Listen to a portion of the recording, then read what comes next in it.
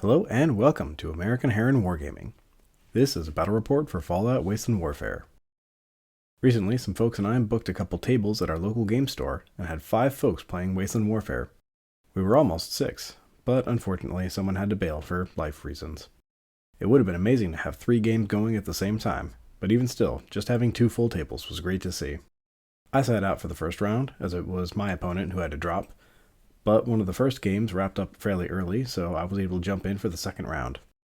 My opponent and I were playing the Mechanical Menace scenario from the Commonwealth expansion. This one is interesting because there are 2 AI-controlled factions on the board alongside us, good robots and bad robots. The good robots are the Assaultron and Protectron on the southern side of the middle area, and there are 2 Assaultrons and a Protectron on the bad robot side. The robot forces are trying to destroy each other, but both of us players want to save the good robots. The winner of the scenario is the one who successfully downs more bad robots. If the bad robots kill all the good robots, both players lose. If an even number of bad robots are downed, it's a tie. I was taking my Institute forces out for a spin. Conrad Kellogg with his pistol, combat armor, and the Synth Expert Leader perk. 2 troopers with Institute laser rifles and power fists, and then 2 regular Gen 1 synths with Institute laser pistols.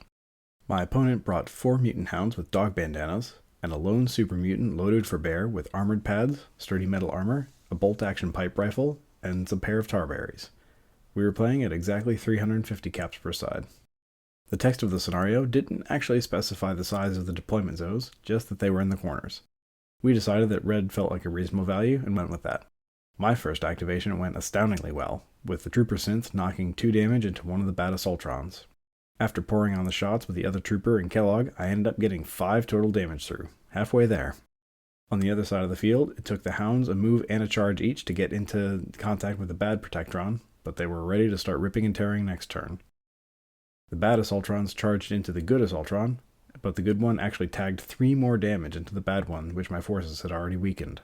At the end of turn 1, there was a mighty carnage about to be unleashed. The damaged bad Assaultron got to get 2 damage into the good Assaultron, but was actually shot down by the good Protectron. Terrible luck for me, since all of that effort from last turn ends up getting me no closer to victory. In fact, now that one of the robots has been removed by the AI force, it's even more difficult to get a win, and not just a tie. The remaining Assaultrons really started hammering each other, with a good one coming out worse for wear.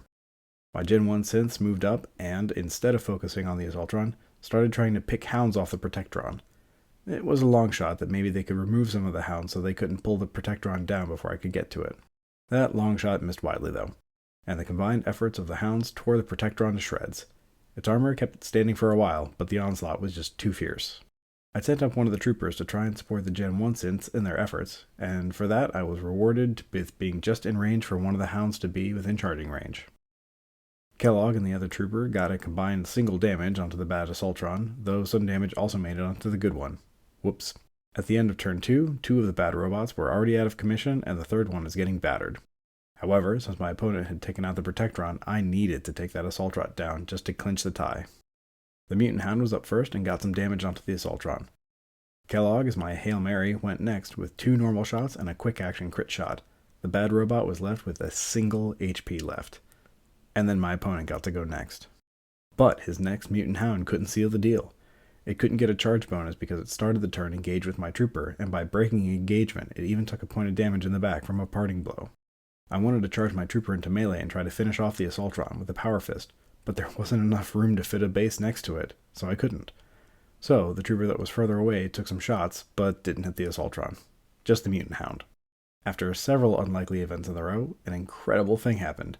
The lone super mutant stepped up and ripped a shot into the thick melee and actually hit his target, closing out the final bad robot and sealing up the win for the super mutants. It's not often that the Institute gets outshot, especially by a force which had literally 1 gun. But those hounds definitely put in work against the Protectron, so even though the finale came down to a series of tense rolls, this win was well deserved. I realized well after the game ended that the robots who got taken out were supposed to self-destruct, which would have altered the game rather significantly, I think, especially with all those hounds around the Protectron. So definitely don't forget to double check your scenario rules. I was surprised at just how much of the damage the robots did to each other.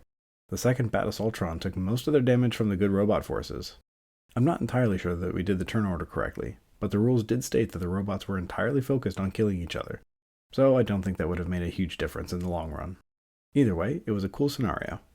Much more on the killier side, but because each player wasn't necessarily trying to kill the other one, there wasn't much of a drop of effectiveness as the game went on, like usual. Neither of our forces ended up taking much damage at all, actually. Definitely a scenario to try again, though, next time remembering the self-destruct rule, and maybe adding some more terrain. At the end of the day, though, it was really just awesome to have a Fallout Wasteland Warfare game day where we had multiple tables running at the same time. I've been playing this game for years, and this is the first time that's ever happened. I'm excited to see the community still growing, and maybe with a show coming out, it'll get even better soon. Let's see. That's it for now. Stay safe out there in the wasteland.